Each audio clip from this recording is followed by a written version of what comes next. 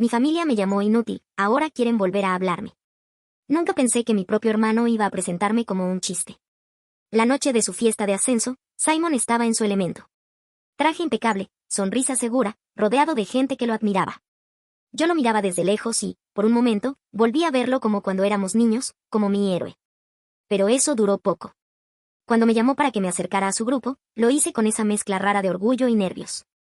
Apenas llegué, puso una mano en mi hombro y dijo, casi riéndose: Esta es mi hermana, sin título, sin futuro, vive a expensas de la familia. Algunos se rieron de inmediato. Otros sonrieron incómodos. Yo me quedé quieta. Tengo 28 años. Soy diseñadora gráfica. Tengo mi propio estudio. Pero para ellos, eso nunca había contado. Crecimos en una casa donde el éxito no era una opción, era una obligación. Mi papá, cirujano cardiotorácico. Mi mamá, profesora titular en la universidad. Y Simon. Simon era perfecto. Debate en Harvard, notas impecables, camino claro. Yo no. A mí me costaba encajar en ese molde. No era que no intentara, simplemente no era lo mío. Donde ellos veían fracaso, yo encontraba algo distinto, el arte. Ganaba concursos, sí. Pero en casa eso apenas se mencionaba, como si fuera una curiosidad pasajera. Aunque bien rápido, antes de volver a hablar de Simon. Cuando llegó el momento de elegir universidad, dije que quería ir a una escuela de arte. Mi papá ni siquiera lo pensó. No voy a gastar dinero en algo así. Así que me fui. Conseguí trabajo en una cafetería, alquilé un apartamento diminuto y empecé a estudiar en clases nocturnas. Mi mamá estaba convencida de que iba a volver en 6 meses, derrotada. No lo hice. Pero tampoco fue fácil. Los primeros años fueron duros. Más de lo que imaginé. Trabajaba donde saliera algo, la cafetería en las mañanas, encargos pequeños de diseño en las noches, a veces fines de semana completos sin descanso. Hubo días en los que cenar ramen era un lujo y otros en los que simplemente no cenaba. Pero seguí. Tomaba cualquier proyecto que apareciera, aunque pagaran poco, aunque nadie supiera mi nombre.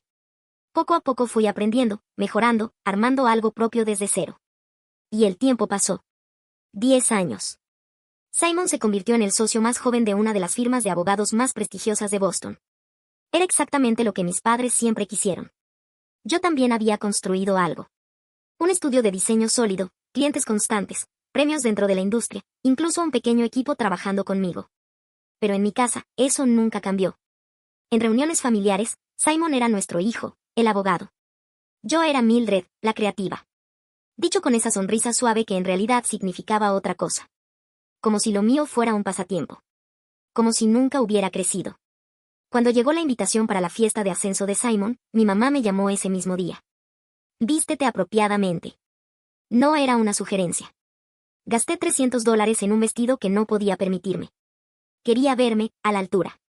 O al menos, que no tuvieran nada que criticar. También le hice un regalo a Simon. Una pieza de arte personalizada, pensada especialmente para él. Me tomó 16 horas terminarla y la mandé a enmarcar profesionalmente. Cuando llegué al lugar, mi mamá se inclinó hacia mí apenas me vio. Llegas tarde. Las fotos familiares eran a las 6:30. Fruncí el ceño. La invitación decía a las 7. Simon llamó avisando que vinieras antes. No lo había hecho. Pero no dije nada. Entré, sosteniendo el regalo con cuidado, como si eso de alguna forma pudiera compensar todo lo demás. Cuando por fin encontré a Simon, apenas lo miró. Lo veo más tarde, dijo, dejándolo a un lado. Y antes de que pudiera responder, ya me estaba guiando hacia su grupo de colegas. Me llevó directo con ellos, como si yo fuera otra cosa más que mostrar. Esta es mi hermana, dijo, con ese tono que no era del todo amable. Uno de los hombres me miró con interés. ¿Para qué firma trabajas? Abrí la boca para responder, pero Simon se adelantó, riéndose. Oh, Mildred no es abogada, ella dibuja. Sentí como algo se me apretaba en el pecho. Soy diseñadora gráfica, dije. Tengo mi propio estudio. Pero ya era tarde. Simon hizo comillas con los dedos. Mildred decidió que la universidad no era para ella. Las sonrisas volvieron. Algunas más discretas, otras no tanto. La conversación siguió, pero ya no conmigo. Yo solo estaba ahí, como un detalle incómodo que nadie sabía muy bien dónde poner.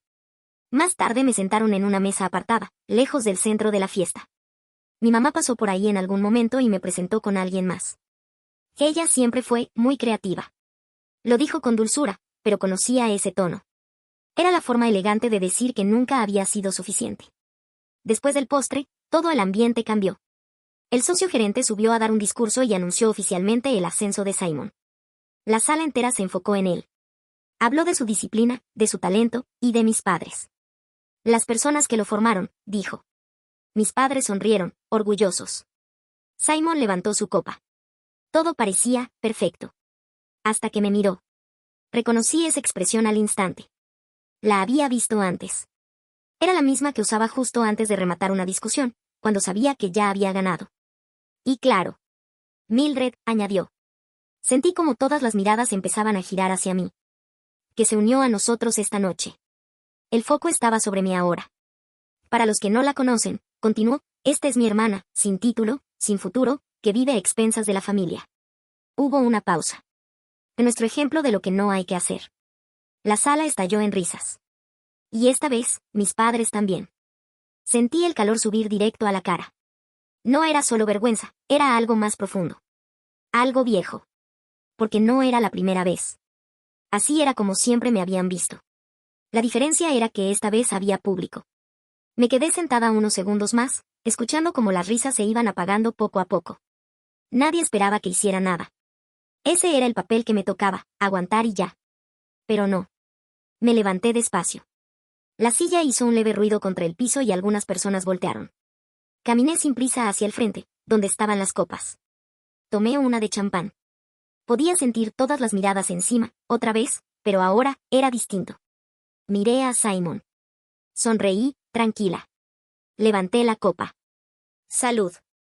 Hice una pausa breve. Esta es la última vez que alguno de ustedes me va a ver.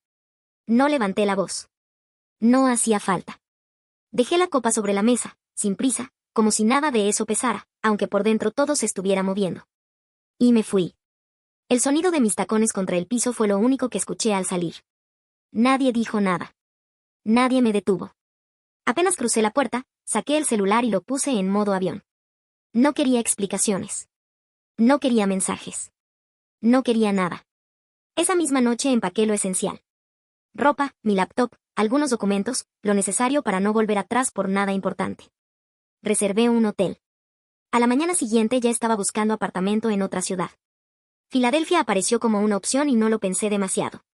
Actualicé mi dirección comercial, abrí nuevas cuentas bancarias, empecé a cortar, uno por uno, todos los hilos que me seguían atando. Los mensajes de mi mamá empezaron ese mismo día. Primero confusión. Después enojo. Esperamos una disculpa. No respondí de inmediato. Cuando lo hice, fue con un solo correo. Decía lo justo. Que necesitaba espacio. Que me iba a comunicar cuando estuviera lista. Nada más. Mi papá respondió poco después. Un mensaje largo, detallando todo lo ingrata que era. Ni una sola disculpa. 10 días después ya había firmado el contrato de arrendamiento. Todo lo hice de forma metódica. Ordenada.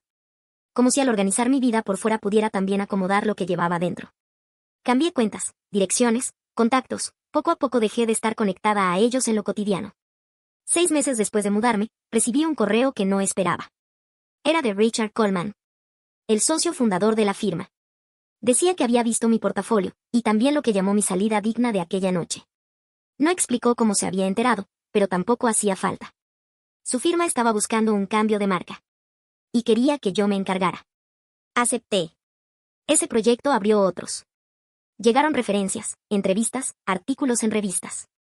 El estudio creció más rápido de lo que había imaginado. Un año después, recibí el premio Empresaria Emergente de la Asociación Estadounidense de Diseño. Ese mismo día, mi mamá me escribió. Escuché lo de tu premio. ¿Cuándo vas a terminar con este castigo? Lo leí 2 veces. Y entendí que, para ellos, nada había cambiado. Seguían viéndolo todo desde el mismo lugar. 3 años después, me encontré con Simon en una conferencia en Chicago.